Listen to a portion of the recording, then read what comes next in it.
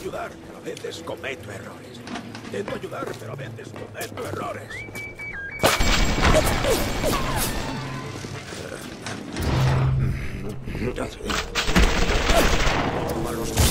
No me gusta cómo suena eso. Es antihigiénico, sucio. Deja que cuide.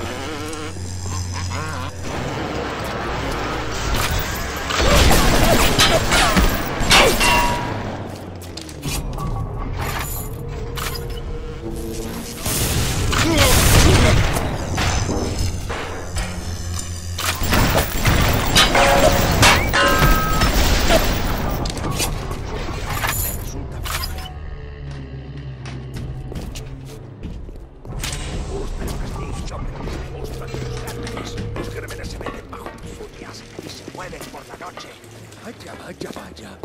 Esto es bastante infeliz.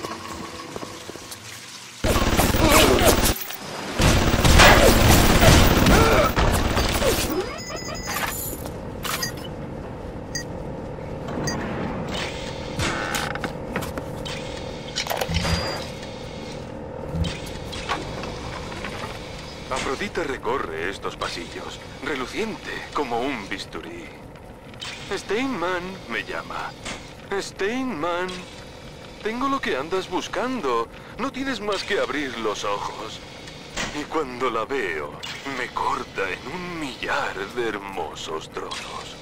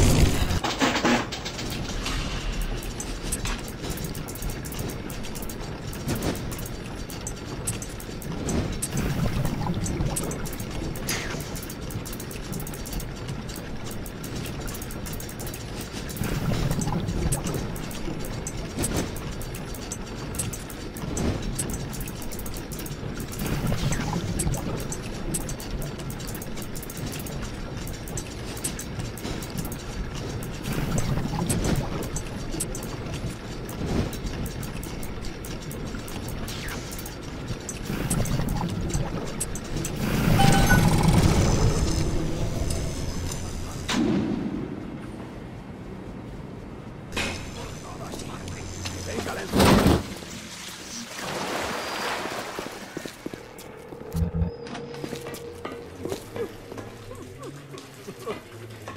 Vaya, vaya, vaya. Esto es bastante increíble.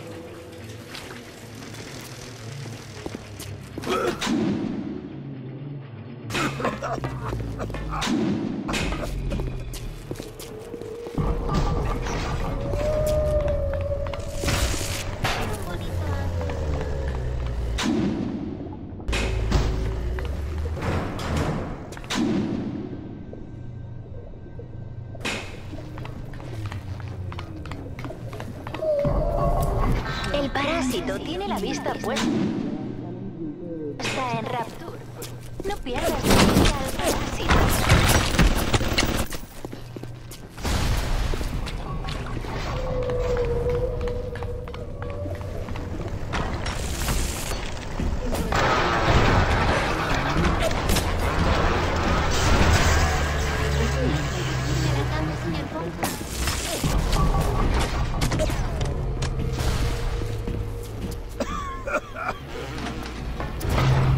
¡Alto! ¡Lo estás infectando todo!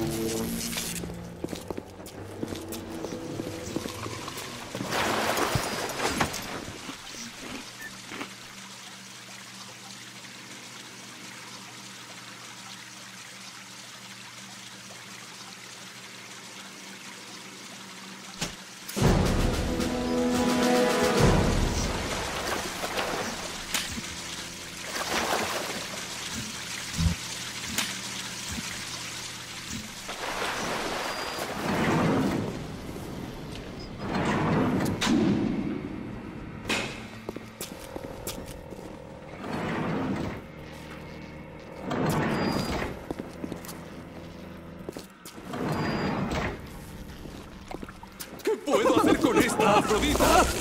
¡No hay manera de que se esté quieta! Quiero hacerlas hermosas, pero siempre me salen mal. Aquella, demasiado gorda. Esa, demasiado alta. Esta, demasiado simétrica. Y ahora... ¿Qué es esto, diosa? ¡Un intruso! ¡Es feo! ¡Feo! ¡Feo! ¡Feo! ¡Mírate! ¡Horrible!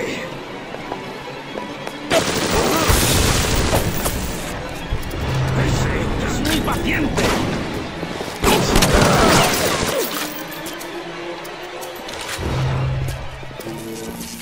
¡Mira!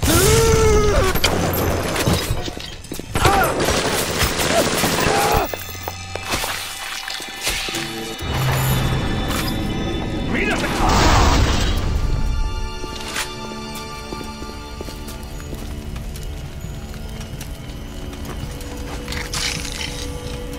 ¿Estás bien? Ya era hora de que alguien se encargara de ese cabrón enfermo. No olvides coger la llave de Steinman y vuelve el acceso de emergencia. Yo por mi parte me estoy dirigiendo a la parte posterior de Port Neptune. Llegaremos pronto. Hilo del 4 y solucionado. La nariz tiene un aspecto estupendo, doctor Steinman. ¿Doctor? ¿Sabes? Ahora que me fijo, no me había dado cuenta de lo mucho que le cuelga la piel de la cara. Bisturí. Disculpe, ¡Bisturí! doctor, no tiene cita para un lifting. Bueno, ya que estamos. Doctor, deje el bisturí. Doctor, deje el bisturí. Llama al jefe de cirugía. Llama al jefe de cirugía ahora mismo.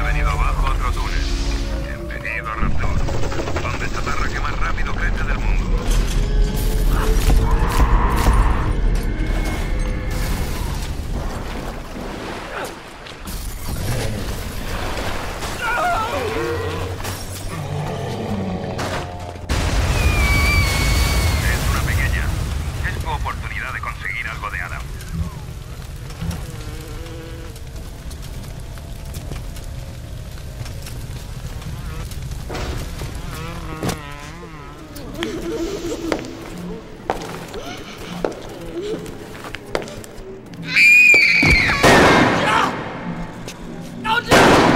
te acerques a ella o tú serás el próximo en recibir un disparo. Tranquila, doctora. Tan solo busco una pizca de Adam, lo justo para tirar. No permitiré que haga daño a mis pequeñas. No pasa nada, chico. No es una niña, ya no. La doctora Tenenbaum ya se encargó de eso. Por favor, no le hagas daño. Es que no tienes corazón. Sí, bonito sermón del monstruo que, para empezar, creó esas criaturas. Cogió a pobres niñas y las convirtió en eso, ¿no? Escucha, chaval. No sobrevivirás sin el Adam que tienen esas cosas. ¿Estás dispuesto a cambiar tu vida y las vidas de mi mujer e hijo por los pequeños Frankenstein de Tenenbaum? Espera. Hay otro modo. Usa esto. Libéralas de su tormento. Te lo compensaré de algún modo.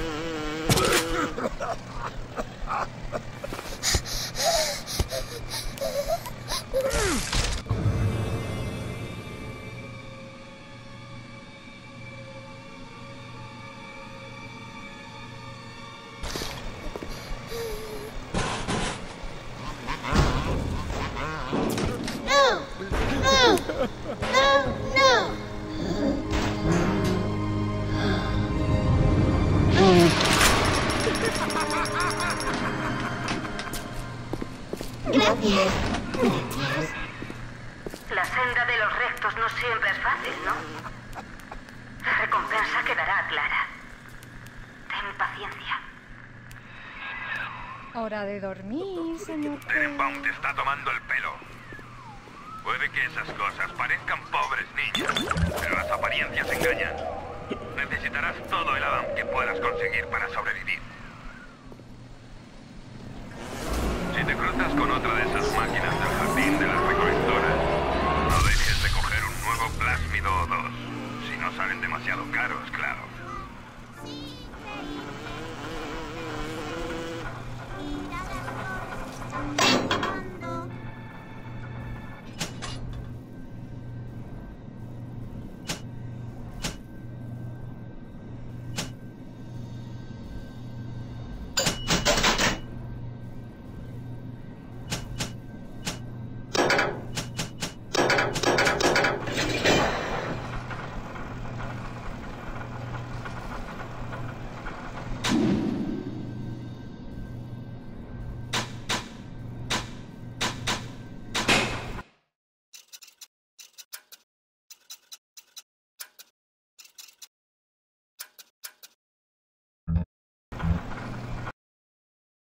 BioShock was groundbreaking in many regards when it released in 2007, though fundamentally it shared many consistencies with Irrational's System Shock series. What elements of System Shock translated into BioShock, and what was refined, altered, and innovated upon to create the world of Rapture? Let's take a look at the long road from System Shock to BioShock.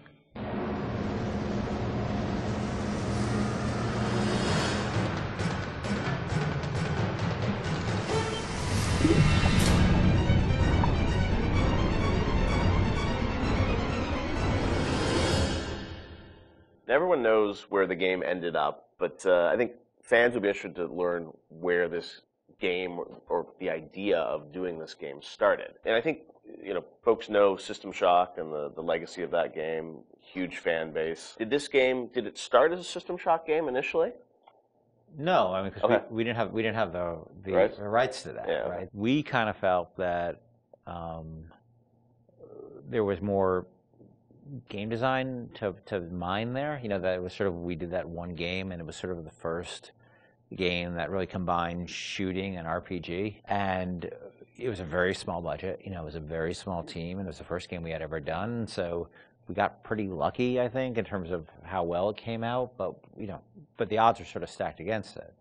And the team, was really enthusiastic about doing a game like that. And time had evolved, and the team was much more. We had done a bunch of games together, and we were, we had a stable technology base, and we were like, okay, well, which System Shock 2 was not. I mean, that engine, no game had ever shipped on that engine. It was a very crude piece of technology. Most of us had never shipped a game at the time. So like, well, what if we had a stable technology base, and we had a team that was more experienced and more seasoned, and we had, an actual like art director, and which we didn't really have on System Shock 2. What could we do? And so I think there was a lot of enthusiasm in the team to really try to do a more mature version of that kind of game.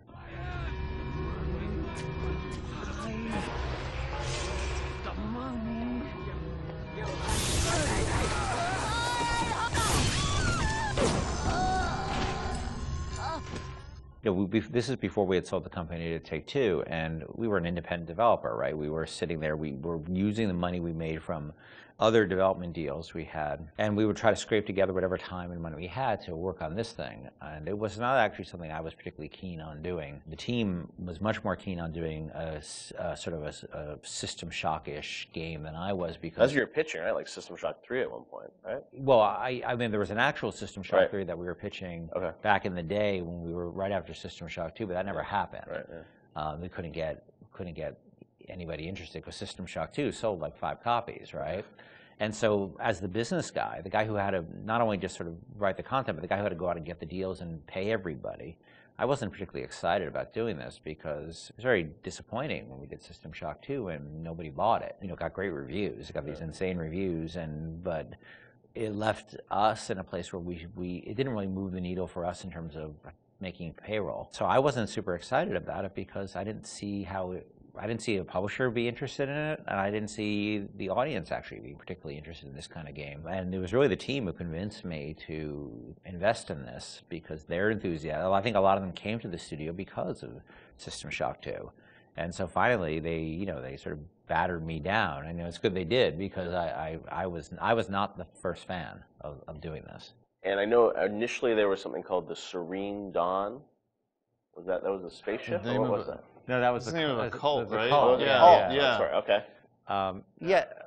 That one's, I think, been lost to the... If I remember correctly, Serene Dawn was a cult. You were playing as a deprogrammer that was infiltrating the cult, and your name happened to be Carlos Coelho, who was one of our programmers at the time. It's named after him, yeah. Then there was a story notion that I always really found interesting, which was that you have these cults, and you have sometimes people they're these sort of characters who really live on the edge of the gray morality, which is these guys who come in and essentially kidnap people out of these cults or rescue them, depending on how you look at it. Because what it really is, from a functional standpoint, it's a kidnapping, right? You're coming to an adult and you're saying, you're hired by their parents or whoever. And this was in the story, it was like a senator whose daughter joined one of these religious movements called the Serene Dawn, you said? Yeah, the Serene Dawn. And I always thought that was a really interesting tension of this hero who's basically a kidnapper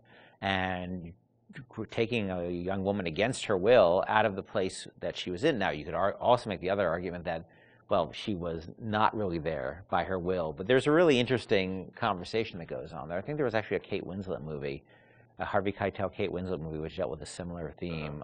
Because usually you hear that story, these deprogrammers as a sort of heroic kind of notion. But I always thought that, well, there's something interesting about agency going on there, and about are people entitled to make bad mistakes, or is it a bad mistake? It all depends on the person. And I'm not a fan of religious cults or religion in general, but there seemed to be an interesting discussion of freedom there and independent decision making. And I thought that idea was cool, and that was sort of the basis of it for a while. But it was really mostly for the purpose of we needed something to go out and pitch to publishers, and so we didn't have a ton of time to really develop it. So that sounded like, all right, this will do for now. And was that pre-Underwater City? I mean, this was just like an idea for a story. We may have stepped away from that to do the cult thing, but then we went back to the underwater. No, we had that one room, remember? We had the one World War II room with the roaches on the ground and like these weird test tube things that you could walk around. I don't know where that fell. It could have been underwater. There was no windows. The thing is, we were a small business, right? And we were trying to figure out a way to sell this thing with spending the least amount of money, because we didn't have any money. We didn't have a pot to piss in. So we would do this demo. That was one room basically, just to show.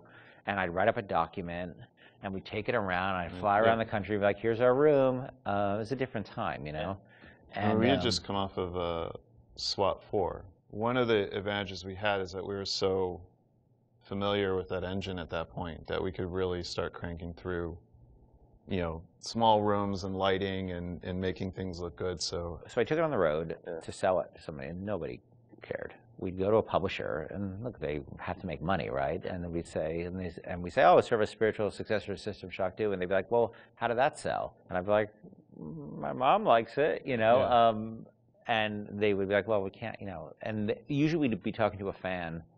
A lot of executives, like sort of junior executives, were fans of System Shock, and they'd go to their boss and they'd be super excited, and their boss would open up, their Excel spreadsheet and be like, no, we can't do this. And I think the pitch probably evolved as we kept trying different permutations trying to sell, but we were also out there trying to sell like 2 or 3 other things at the time. We had a pitch for a game called Monster Island, and well, our SWAT 5 pitch was Zombie SWAT. Yeah, we had just come off of SWAT 4, which is like hardcore tactical, and we decided they wanted us to do another SWAT, and we didn't really want to do another hardcore tactical game, so we're like, what if we added zombies to SWAT? Like, you're a SWAT team that fights zombies and werewolves. That sounds awesome. And it was like, no, it doesn't. And this is before, before zombies were a thing. Yeah. And so we came with this thing called Division 9. Division 9, yeah. That probably would have been even a bigger financial success than BioShock. Wow. But we couldn't get anybody interested in it. We didn't have enough werewolves in the demo, I think. We had 0 werewolves in the demo. Yeah, we were going to have werewolves, weren't we? Werewolves and vampires. That was the whole, really? Yeah, werewolves, the whole, vampires, zombies? Just throw it all the Universal Studios monsters from like... Oh, wow. Yeah. So what happened was we couldn't sell it, but we were always sort of independent-minded. And so I said, well, what if we sort of did this in reverse? Instead of getting a publisher first and then doing a press tour on it, what if we sort of did the press first? Yeah. And we called up a guy, Andrew Park, who's at GameSpot at the time, who was a fan of System Shock 2 and a great guy. And I said, well, will you come out and look at this thing we're doing and write a story on it? And he was like, sure. And Andrew flew out, and we showed him what we had, which is this very, very rudimentary thing about an underwater base. And he wrote up an article and sort of featured as that this is the spiritual successor to System Shock 2. And the next day, the phone started ringing from publishers who now all of a sudden saw the article was getting all this pickup and all these comments, and people were excited. And that really, I think, put it over the top in terms of being able to sell it, even though it was not BioShock at that point. It was called BioShock, but it was not BioShock. There would have been I don't think there would have been a game. We never would have sold it without Andrew coming out doing that. My belly's full of angel's blood.